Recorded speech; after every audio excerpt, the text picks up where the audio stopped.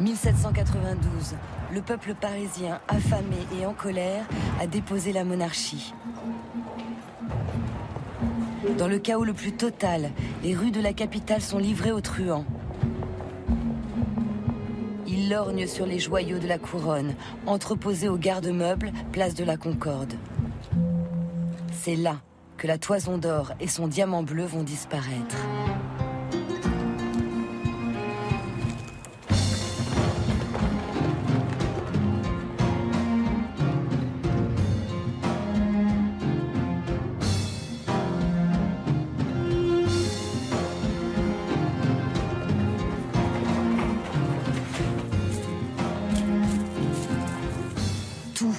Presque reste à découvrir sur le vol du célèbre joyau. Qu'est-il devenu? Est-il possible de reconstituer son itinéraire jusqu'au moment où il réapparaît quelques dizaines d'années plus tard sous le nom de Hope?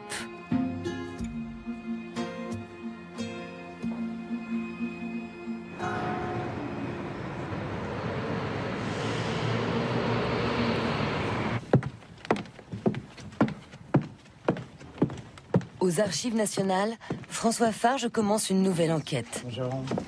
Alors voici votre boîte W250. Pour apporter la preuve historique que le Hope provient bien du diamant bleu, il lui faut trouver entre quelles mains le diamant royal est passé et qui a pris la coupable décision de le retailler. Et voici. Ah, oui. Dossier de Mérandi Grancon, parfait, merci. Bonne consultation. Merci beaucoup. Je vous en prie. Affaire du garde-meuble, 8 novembre 1792. Claude Melchior, Côté. 10 petits chasseurs. Collègue de Mérandi Grancon. Grancon, le petit chasseur. Le Paris des truands de l'époque surgit des interrogatoires du tribunal révolutionnaire que François épluche un à un.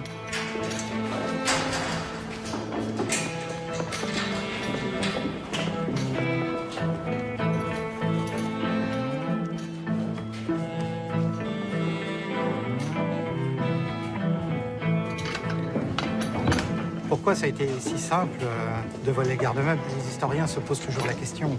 Alors le contexte, septembre 1792, et donc il y a une ambiance d'insurrection générale. Les soldats doivent garder le garde-meuble 24 heures et qu'ils sont tellement fatigués qu'ils s'endorment, ou alors ils s'en vont, mais la relève n'est pas arrivée, ou alors ceux qui restent, ils sont à moitié sous. Donc avec une garde déficiente, pas ponctuelle, quelquefois ivre, quelquefois dormante, ce garde-meuble est vraiment laissé à volo. Et ce qui est incroyable, c'est que les voleurs l'ont tout de suite senti. La nouvelle se répand en un éclair dans les cabarets où la canaille se réunit. Le garde-meuble est sans défense.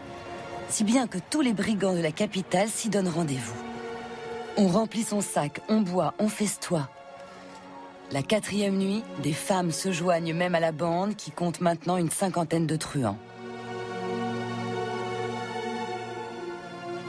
Le saccage fait scandale. Les premiers coupables ne tardent pas à être retrouvés. Les seconds rôles, comme Claude Côté, qui n'ont pas de butin ou de complice à livrer, sont promptement condamnés à mort.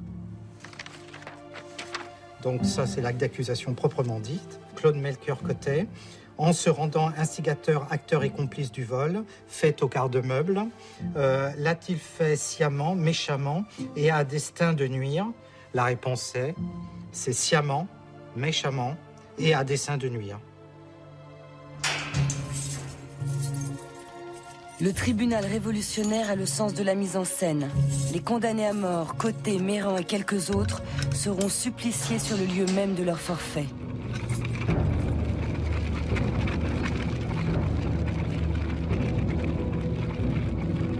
La guillotine est déplacée pour l'occasion de la place du Carrousel à la place de la Révolution, la Concorde aujourd'hui, face au garde-meuble. Elle y restera jusqu'à l'exécution de Louis XVI, 2 mois plus tard.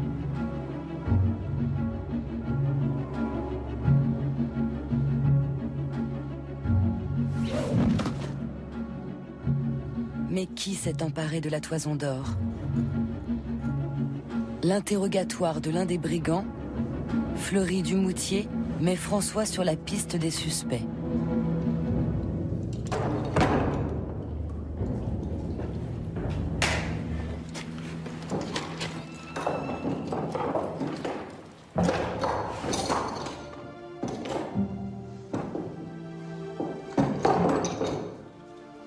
Tout ça est bien à toi?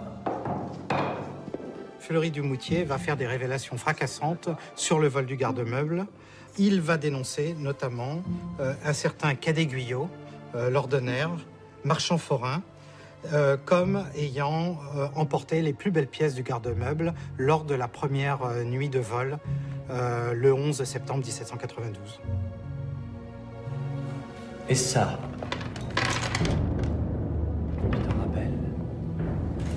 Ça a éclairci la situation, qu'est-ce que t'en penses?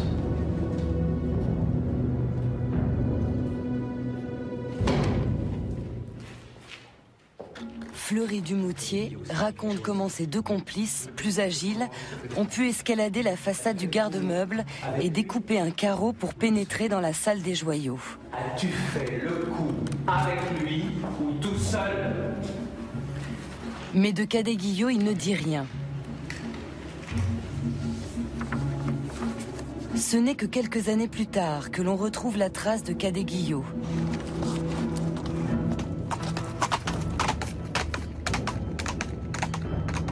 Dès la première nuit, le voleur quitte Paris pour Nantes. De là, il prend un bateau pour le Havre, puis il gagne l'Angleterre, espérant y négocier son butin.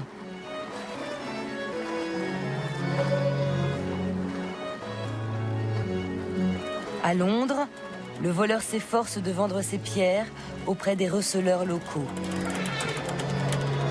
Le dragon de la Toison sera retrouvé quelques années plus tard, mais nulle trace de Guyot et du diamant bleu.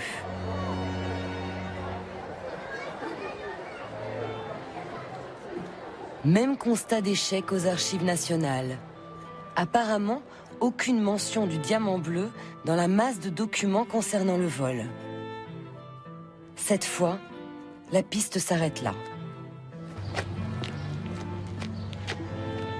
Qu'est devenu le diamant bleu? Comment a-t-il pu réapparaître sous la forme du Hope 50 ans plus tard? Reprenant ses recherches, François consulte le catalogue des donations et acquisitions faites par le muséum, espérant trouver une mention du plomb.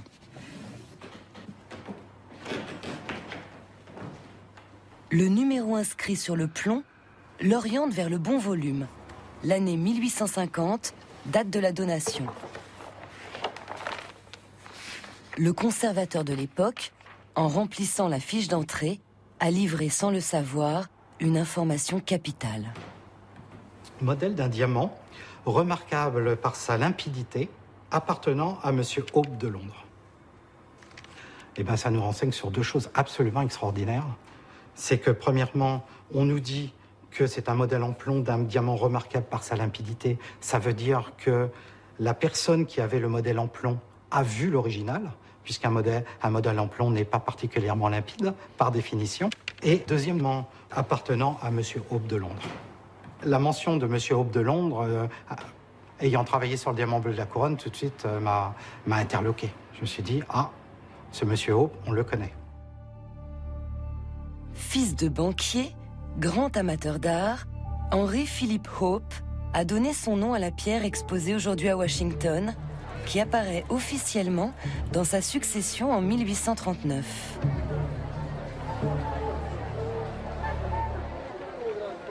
La brève description du catalogue suffit à le trahir. Il était bien en possession du diamant bleu de la couronne avant la retaille. Avec ce nouvel indice, le fil de l'histoire du diamant, interrompu sur les quais de Londres quelques mois après le vol, se renoue soudain. Henry Philip Hope, dont le nom est associé aux deux diamants bleus, apparaît comme le probable commanditaire de cette retaille.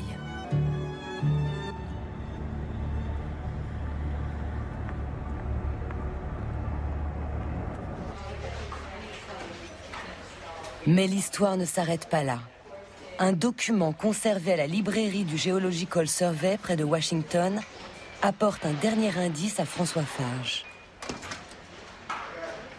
Il s'agit d'une lettre, agrafée dans un ouvrage sur les pierres précieuses, signée d'un joaillier londonien réputé pour sa discrétion, qui décrit fidèlement le diamant Hope. Quand on compare avec la réplique du diamant Hope, c'est vraiment la même forme. C'est incroyable. Mais c'est la date au bas de la lettre qui fait bondir le professeur. Le 19 septembre 1812. Ça correspond à 20 ans et 2 jours après le dernier cambriolage du garde-meuble. Et 20 ans d'un point de vue légal, hein, c'est la période de prescription. Et donc ça suggère que tout ça n'est pas purement accidentel. Le secret absolu sur la retaille a été gardé pendant ce délai crucial pour éviter les poursuites. Et tout laisse à penser que celui qui décrit le diamant en des termes si flatteurs est l'auteur de la retaille. Il a probablement reçu des instructions très précises de Hope pour rendre méconnaissable le diamant de Louis XIV. Est-ce la fin de l'aventure pour le diamant bleu, honteusement massacré pour cacher un vol crapuleux? Pas du tout. Loin des fastes de la couronne, il entame sous sa nouvelle identité une existence tout aussi aventureuse.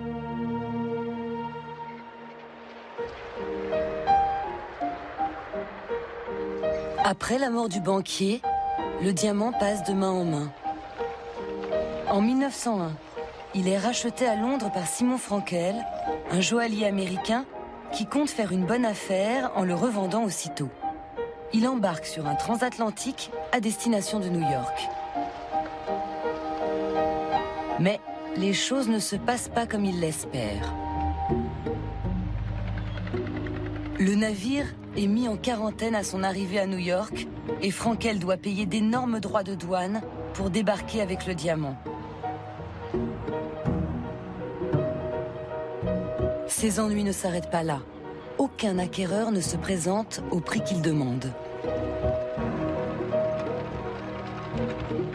Une crise économique survient et le voici en mauvaise passe. Frankel, en faillite, est contraint de vendre le joyau en catastrophe. La presse, y compris la plus sérieuse, fait aussitôt le lien entre le pouvoir maléfique de la pierre et les malheurs du banquier.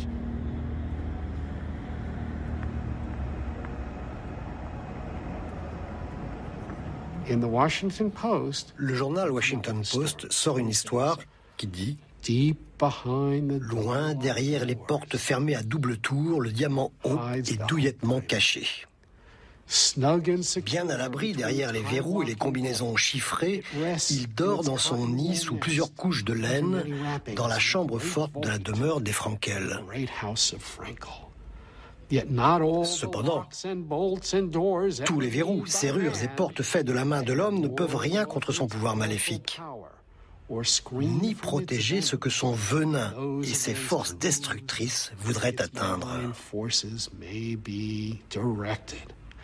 C'est de la fiction pure, c'est une fable extraordinaire. Et pourtant, cela vient des pages du New York Times et du Washington Post. C'est la création d'un mythe moderne. C'est la naissance de la malédiction.